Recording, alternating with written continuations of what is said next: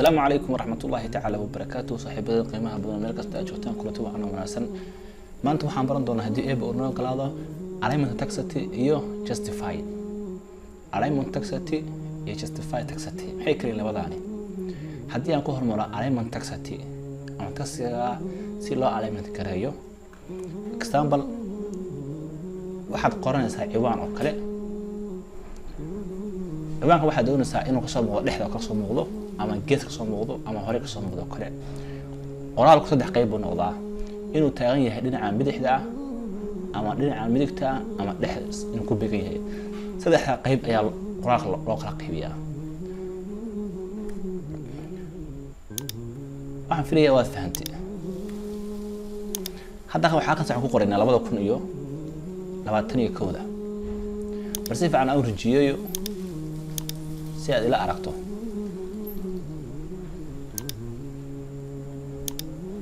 effective هذا أنا صابر إن أنا كسبينه حوالي أنا سوينيه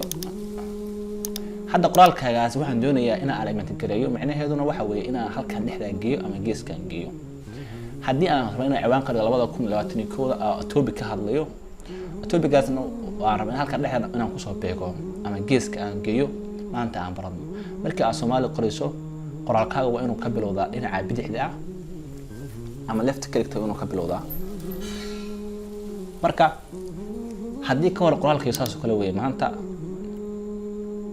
hada fiiri qoraalkii halkan meesha hadda timaada fiiri maanta ayaan baran doonaa ee biidankiis waxaan imaanayaa groupkan bari grafka ah halkan waxa ay taxan saddex tool ay taxan ama saddex waxyaabo ka u koreeya waxa loo yaqaan qaybtaas waa left click ama qoraalkaaga inuu ka soo bilaabo halkan midigta bidixda ah kan ku xigana waa centerka inuu dhigo su'aalahan hadda fiiri kan ayaa ku fahminaa kan hadda kan wuxuu joogaa kaasoo joogaa centerka daar ina geeyo kaas ku dhufanaya ama dhexda hadii aan rabo ina geeyo qaybta u dambaysan kaas ku dhufanaya waxa filayaa waa fahantay alignment tax waxa laga wado hatta dhexda geeniyo waa halkaas haddii aan geynayo geeskana ama midigta ama left dan geynayna waa halkaas rightna waa halkaas ka waran haddii aan doonayo anoo halkaa isticmaalo ama muuska isticmaalin ama arrowga isticmaalo falaartan inaan keyboard code wado haddii aan doonayo halkaa inaan geeyo waxaan qabanayaa control L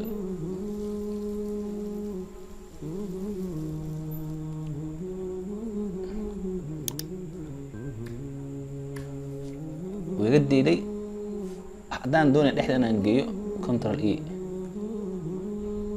haddii aan doonayo inaan meesha ku dhasho control R haddii aan gees geenayana halkan ayaan qabanayaa control L haddaad tabato uu ka yeelayaa laakiin ana control L waxa ay ah copyright-ka ay ah marka waxaan ka dhiganayaa haddii control L aqwato uu ka yeelaya adiga laakiin control L ana iga yeelma sababto copyright ayaa ay control L ku saf karista haddii control L qabato halkaas ku tagi doonaa laakiin hadda halkaas ayaan taabanayaa san control L uga dhigto waxaan filayaa saaxiibka qiimaha badan waad fahantay si qoraalkaaga aad u alignment gareyn lahayd ama centerka ama gees ugu aadin lahayd haddii ciwaan aan qorayso tusaale ahaan oo kale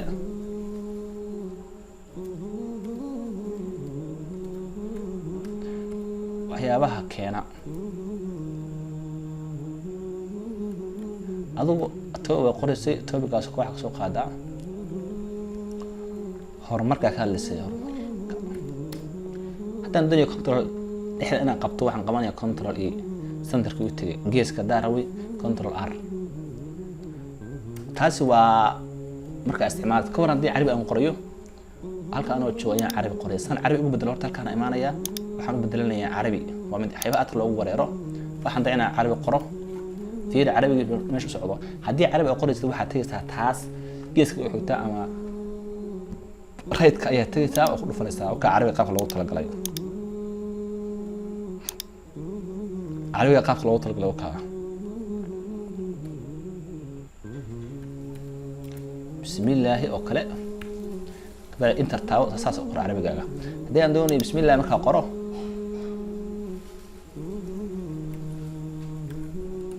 الرحمن إن سنتر كجي واحد قوانية كنترول R control waxaan ka wadaa e haddaan rabo inaan geeska geeyana control r ayaan qabanaya geeskii u tegay oo markii carabiga qoranayso qaabkaasi waa qaabka aad u alignment gareyn lahayd ama aad u santareyn lahayd baa oran karaa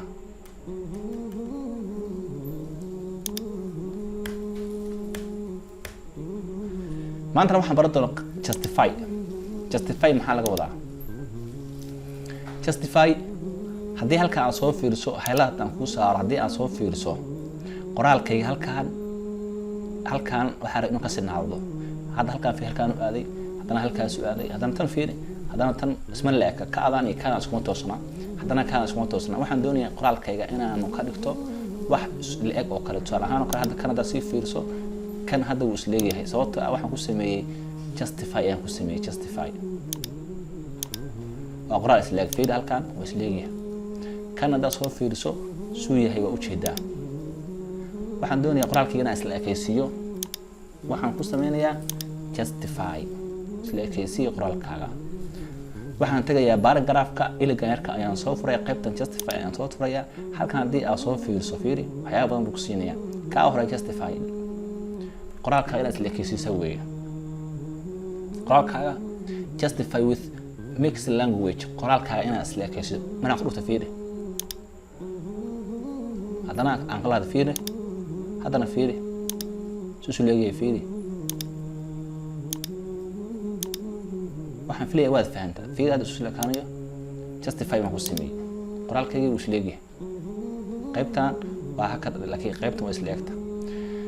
haddana justify haddii aan rabo inaan justify low sameeyo intan ayaan tagayaa justify low ayaan ku dhufanaya fiiri qoraalkayga marka horena suu ahaa ujeeda justify low meelaha uu ku dhex jiray hakata ku dhex jiray ayuu isla ekaysiinayaa haddana ku laabto justify medium dhexdhexaad haddaan rabaan ka dhigo xoogaa qoraalkayga u kala fogaada u jeedaa justify high haddaan sameey aad in u kala fogeeyay fiiri justify high aad u kala fogeeyay qoraalkii marka saaxiibka qiimaha badan waad fahantay qaabkaaga qoraalka oo alignment gareyn lahayd ama u justify gareyn lahayd si horaan ku celinayaa qoraalkayga si qurux badan buu noqdaa. Assalaamu calaykum waraxmatullaahi tacaala wabarakaatuh.